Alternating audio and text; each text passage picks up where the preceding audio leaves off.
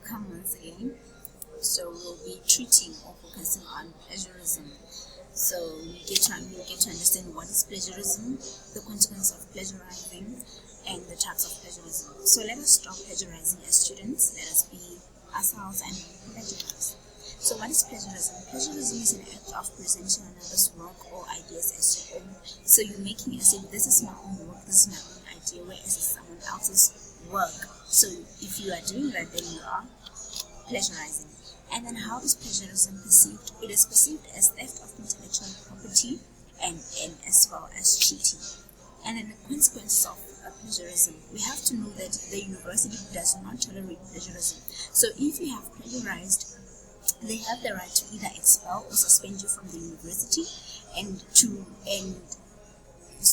the ethic offense will reflect on your academic record. So that's why I said you should stop plagiarizing, because you do not want to find yourself being faced with these consequences of plagiarism. So be warned, do not plagiarize, because you'll definitely be punished. And then the types of plagiarism.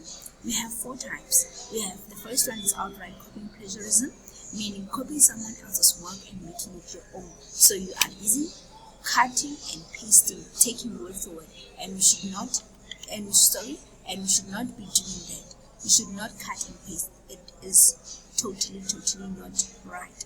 And then you have paraphrasing. Paraphrasing is that the plagiarizer summarizes someone's work without citing the author. So you will paraphrase or you will summarize, and then you won't cite the author.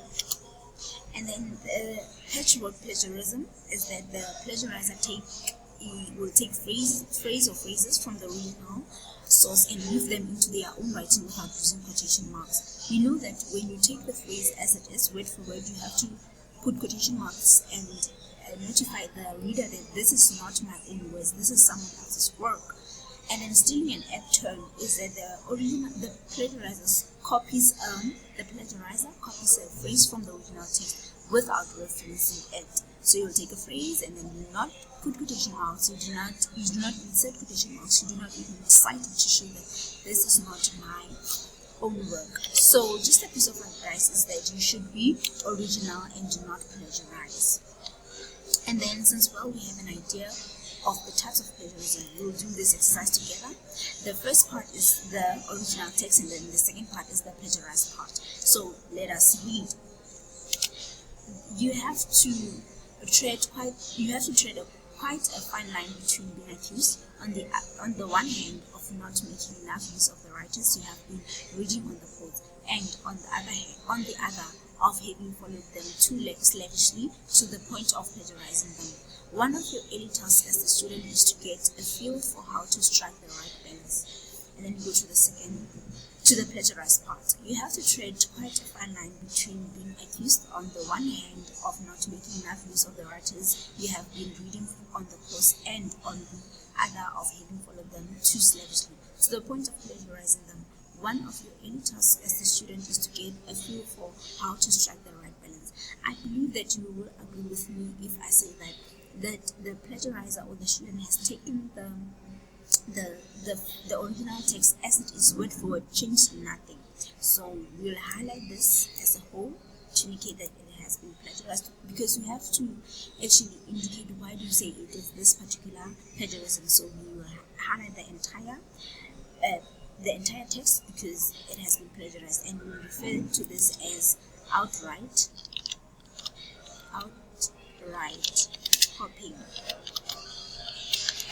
And then we go to the second one, because we have already read the original text. We just continue reading the plagiarized text. You must be careful of being blamed for not using the information you have read on your course, and in contrast, of having used the information too much so that it looks like you have plagiarized. One of your first jobs as a student is to learn how to balance these two extremes. So you will agree with me that this person did not take this word for word as compared to the first one, but the plagiarizer has put this in his or her own words, but then he or she failed to actually cite the author. So we refer to this as you'll agree with me when I say it will be paraphrasing.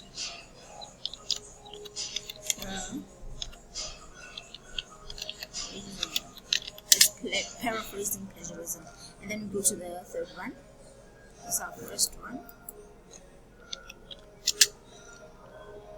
So the second one.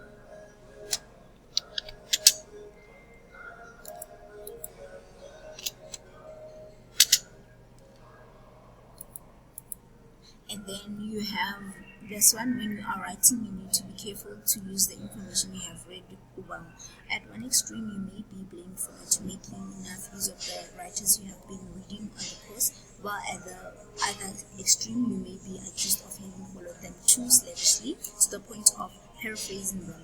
Early on, as a student, you need to balance these two extremes. You have obviously noticed that from here, you may be accused of having not. You may be blamed for not making enough use of the writers you have been reading on the course. You'll agree with me that it has been taken as it is from the original text. And I see another phrase here: be accused of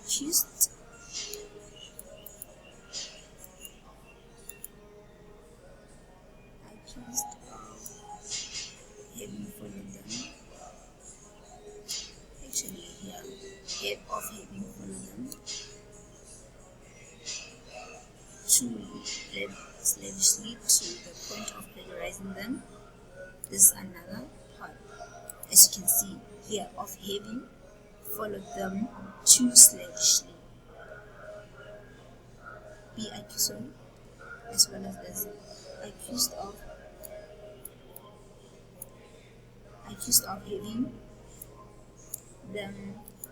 having followed them too slavishly to the point of plagiarizing. So here you can see we have more than just one phrase. So if you have more than one phrase, you have a phrase or phrases, then you will say that that's patchwork plagiarism. And then go to the last one. You obviously know that it's stealing an apt term, but we need to actually highlight why you say it's stealing an apt term. So we have, when you are writing, you need to be careful to use the information you have read well. However, there is a difficult area here, because as a student, when you are doing assignments, you need to use what you have read or been taught in your lectures. It is important, however, not to make too much use of this information, or you may be accused of having followed them too slavishly. Early on in your life as a student, you need to balance these two extremes. So accused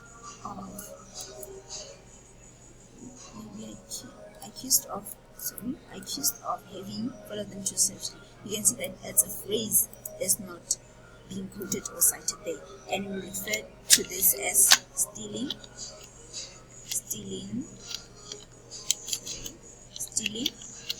an apt term. I believe that you also noticed that as I was reading along, you could actually identify the type of plagiarism, which is good. And then as you can see that you have highlighted the plagiarized part. So you should be able to identify and actually highlight where do you see plagiarism. And then with this said, it will then bring us to the end of our session. And thank you very much for joining me once again.